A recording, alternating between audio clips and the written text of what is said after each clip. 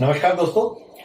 मेरा नाम प्रोफेसर कुलविंदर सिंह है और आज मेरे साथ डॉक्टर पीयूष भारद्वाज जी हैं और सर ईजीएस के सीईओ हैं। और आपको पता है कि इंडिया में अगर आज किसी एक कंसल्टेंसी का नाम डंके से बज रहा है तो वो हमारी ईजीएस है।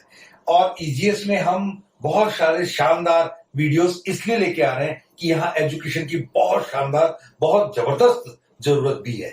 बहुत सारा कुछ ऐसा हो रहा है जो कि ना ब्लैक है ना व्हाइट, वो काफी कुछ ग्रे चल रहा है। उस ग्रे को हटाने के लिए आज का टॉपिक हमने लोगों के सजेशन पर, लोगों की डिमांड पर कुछ ऐसा लिया है जो आपके लिए बहुत ज्यादा इंपॉर्टेंट हो सकता है। सर, पिछले दिनों लोगों के बहुत सारे क्वेश्चंस आए थे कि लोग तो पैसे बाद में लेते हैं, अपफ्रंट फी कोई लेता नहीं है, और इसमें चार्जेस लगते कहाँ हैं जब सारे लिख के लगाते हैं कि यार नो अपफ्रंट फीस। इस पर मैंने सोचा क्यों ना पीयूष जी आप और हम बैठ के एक चर्चा करें कि अपफ्रंट फीस पहले तो होनी ही चाहिए या नहीं होनी चाहिए, और इसके क्या प्रोज है, क्या कॉन्स है, इसके ऊपर अगर आप अपने विचार रखें। सर देखिए, पहले तो हम ये समझते हैं कि जो ये एवरीथिंग आफ्टर वीजा वाला जो कॉन्सेप्ट आया, ये कॉन्सेप्ट आया ही क्यों? ये इसलिए आया क्योंकि बहुत सारे इस टाइम पे मार्केट में एजेंट्स हैं जिनका आज एक जगह ऑफिस है, कल वहां पे ऑफिस ही नहीं है। वो कोई कंपनी उनकी रजिस्टर्ड नहीं है, उनके पास कोई लाइसेंस नहीं है। इसीलिए बहुत सारे लोगों के साथ फ्रॉड हुआ, उन्होंने अपफ्रंट पैसे दिए और उनका काम नहीं हो पाया। ठीक है, इस वजह से बहुत से लोगों ने ये सोचा कि चलिए हम सारे के सारे पैसे वीजा के बाद देते हैं। तो यहाँ से ये वाला कॉन्सेप्ट शुरू हुआ क्योंकि एक फ्रॉड चल रहा था मार्केट में, लोग पैसे ले रहे थे फिर उसके बाद से भाग रहे थे। तो इसी वजह से ये पेमेंट आफ्टर वीजा वाला कॉन्सेप्ट शुरू हुआ। अब ये जो पेमेंट आफ्टर वीजा वाला जो कॉन्सेप्ट है, ये ज्यादा कहाँ पे चलता है?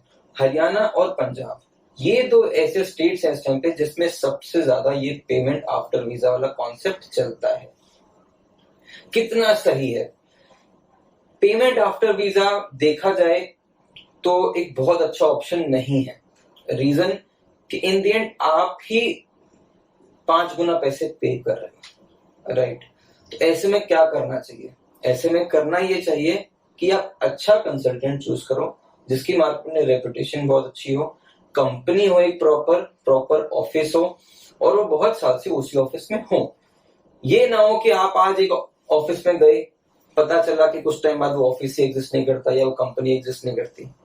तो प्री पेमेंट यूजुअली जितनी भी बड़ी कंपनीज हैं वो सब लेती हैं।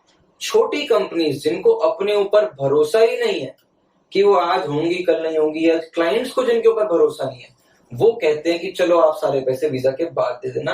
पर अल्टीमेटली जब वो सारे पैसे वीजा के बाद वाली कहानी आती है, उसमें you and up spending a lot of extra money which is not at all required. इसमें एक बहुत इंपॉर्टेंट बात जो कि मैं ऐड करना चाहता हूं और चाहता हूं कि आप भी उसमें अपना एक्सपर्ट ओपिनियन जरूर दें। एक सेंस ऑफ ऑनरशिप, एक सेंस ऑफ रिस्पॉन्सिबिलिटी, एक sense of successful completion of work, ये तीनों चीजें कहाँ कहाँ ठहरती हैं? सर देखिए, आपने किसी को मान लीजिए कोई पैसा नहीं दिया, ठीक है, तो कल को वो बंदा आपको 3 महीने 4 महीने 5 महीने लटकाने के बाद भी वो कह सकता है कि मैंने आपसे कुछ लिया थोड़ी ना, काम नहीं हुआ। और एक बंदा और साइमल्टेनियसली 15 जगह अप्लाई भी कर सकता है। एग्जैक्टली। और वहीं पर ही ऑन द कॉन्ट्री क्लाइंट क्या करते हैं, 15 अलग अलग कंसल्टेंट्स को बोल दिया कि आप हमारा काम करा दीजिए, तो मजाक बन गया। तो यही प्रॉब्लम है इस टाइम पे। हो क्या रहा है, पूरे सिस्टम का मजाक बना हुआ है।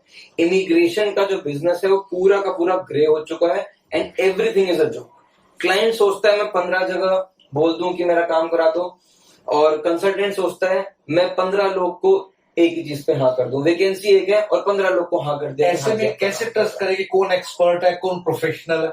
देखिए, सबसे पहली चीज जो आपसे कहता है सब कुछ बाद में, सब कुछ बाद में, सब कुछ बाद में, रेड फ्लैग। वीजा की गारंटी तो कोई भी नहीं लेता, राइट? तो आप कैसे, एक बंदा आपको कमिट कर रहा है कि एवरीथिंग आफ्टर वीजा, मतलब आप ये कहना चाहते हैं कि अगर कोई 1 रुपए का दूध दे रहा है, वो पैसे भी नहीं दे रहा है और दूध भी 2 किलो दे रहा है, 2 किलो दे रहा है, तो ऐसा कैसा पॉसिबल है? तो कहीं ना कहीं कुछ तो एक प्रॉब्लम है, कुछ तो एक रेड फ्लैग है जो आ रहा है, तो आप ये वाली चीज पे नहीं जाइए। सेकेंडली, मान लीजिए आपसे कोई बहुत ज्यादा प्रीपेमेंट मांग रहा है कि जी आप सारे ही पैसे पहले दे दो, तो वहां पे भी अगेन एक रेड फ्लैग है कि इतने ज्यादा पैसे आप पहले दे रहे हैं, तो क्रेडिबिलिटी उस कंपनी की कितनी है? फिर कितने साल पुरानी कंपनी है, वो लोग पैसा दे रहे हैं, तो वो टाइमलाइन क्या क्या दे रहे हैं, कैसे कैसे क्या क्या सर्विस हमें प्रोवाइड करेंगे। तो ये टाइमलाइन का आपने बताया, तो क्या हम जिस दिन एक केस टेकअप करते हैं, यानी कि ईजीएस में तो हमारे सिस्टम मुझे मालूम है कि हम पूरा एक एक चीज day to day working process बता के पहले से कॉन्ट्रैक्ट करते हैं जी, लेकिन क्या बाकी जगह भी ऐसा होता है? बहुत सारी जगह ऐसा होता है, लोग प्रीपेमेंट लेते हैं, जो कि बहुत जरूरी है। ऑफिस के एक्सपेंसेस भी होते हैं, स्टाफ का खर्चा भी होता है, आप पे मेहनत भी की जाती है, आपकी प्रोफाइलिंग भी की जाती है, तो एडवांस लेना और एडवांस देना, ये दोनों चीजें एक अच्छी चीज है, एक हेल्दी प्रोसेस है, जिसमें आपका भी काम किया जाएगा, तो आपको डे बाय डे अपडेट दी जाएगी कि आपका आज हमने ये काम कर दिया, आज हमने ये काम कर दिया, इस हफ्ते में आपके ये 3 टास्क हो गए, इस हफ्ते में आपके ये 2 टास्क हो गए, अब हमने यहाँ पे आपका अप्लाई करना शुरू कर दिया। आपके पास एटलीस्ट एक वीकली अपडेट है आपके केस की, जहां पे आपने कोई पैसा ही नहीं दिया, तो अगले कंपनी की कोई जवाबदेही ही नहीं है। सर, ओरिजिनल डॉक्यूमेंट्स का इस समय कहां पर होना कि प्रोसेस के अनुसार जेन्युइनली एथिकल है? देखिए, जब आपका सबमिशन हो रहा होता है एम्बेसी में, सिर्फ तभी आपके ओरिजिनल डॉक्यूमेंट्स सही होते हैं, या फिर अगर आपके डॉक्यूमेंट्स की अपोस्टाइल करवानी है कहीं पे, मिनिस्ट्री से अपोस्टाइल होती है, तो अगर ट्रांसलेशन अपोस्टाइल वो होती है, तो सिर्फ उस टाइम पे आपके ओरिजिनल डॉक्यूमेंट्स कोई कंसल्टेंट रखता है। अदरवाइज लीगली भी also and ethically also no one is bound to take your original document. Sir, एक लास्ट क्वेश्चन, ताकि मैं वीडियो लंबा ना हो। ट्रांसपेरेंसी एक बहुत इंपॉर्टेंट एस्पेक्ट है। ट्रांसपेरेंसी का एक बहुत अच्छा रूल इस लाइन में बन गया है, नथिंग इज ट्रांसपेरेंट। एग्जैक्टली। तो इस बारे में ये अच्छा है? सर देखिए, सबसे पहली चीज लोगों को ये समझनी पड़ेगी कि जरूरी नहीं है कि सबका वीजा लगेगा। It is not at all necessary कि सबका वीजा लगेगा। इंडिया जैसी कंट्री का हाईएस्ट वीजा रिजेक्शन रेशो है इस टाइम पे, तो सबका वीजा तो नहीं लग सकता। That is 100%।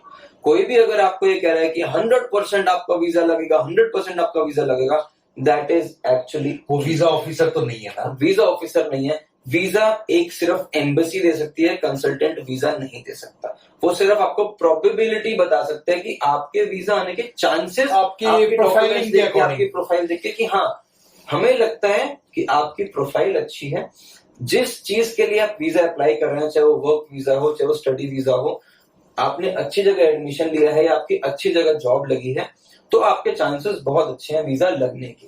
राइट। गारंटी किसी भी चीज की इमिग्रेशन में नहीं होती। क्लाइंट एक्सपेक्ट करता है कि उसको गारंटी दी जाए, और कंसल्टेंट ये सोचता है कि क्लाइंट को गारंटी दी जाए। दोनों केसेस गलत है। ना गारंटी सोचना चाहिए कि मिलेगी, ना गारंटी देनी चाहिए। ट्रांसपेरेंसी रखनी चाहिए, पूरी बात क्लियरली बतानी चाहिए कि ये प्रोसेस है, ये टाइमलाइन है, हम पहला स्टेप ये करेंगे, दूसरा स्टेप ये करेंगे, तीसरा स्टेप ये करेंगे, चौथा स्टेप ये करेंगे। हर स्टेप की ये टाइमलाइन है, प्लस टाइमलाइन आपकी ऊपर नीचे भी हो सकती है, depending on the government. Exactly. और उसी अकॉर्डिंग आपने एक टास्क परफॉर्म किया, वो टास्क खत्म हुआ तो आप नेक्स्ट पेमेंट दीजिए। आपका एक टास्क खत्म हुआ तो आप नेक्स्ट पेमेंट दीजिए। मैं इसी के साथ आपका धन्यवाद कहते हुए अपने ऑडियंस को एक बार जरूर आग्रह करूंगा, ये इतना इम्पोर्टेंट एस्पेक्ट है। आज भी हम एक कंसल्टेंसी कर रहे थे जिसमें कुछ एक ग्रुप ऑफ पर्संस बैठे थे हमारे साथ, तो उसमें उन चीजों को अगर मैं दोबारा दिमाग में लाऊं तो काफी हंसी आती है। बिल्कुल। तो चीजों को आप एक एथिकल, एक प्रॉपर, एक ऑर्गेनिक तरीका जरूर दे। आप इन चीजों की गहराई को समझें, और जरूर एक चीज,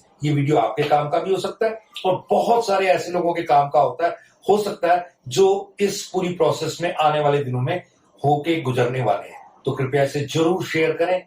और इसी के साथ आप सबका बहुत बहुत धन्यवाद। Thank you.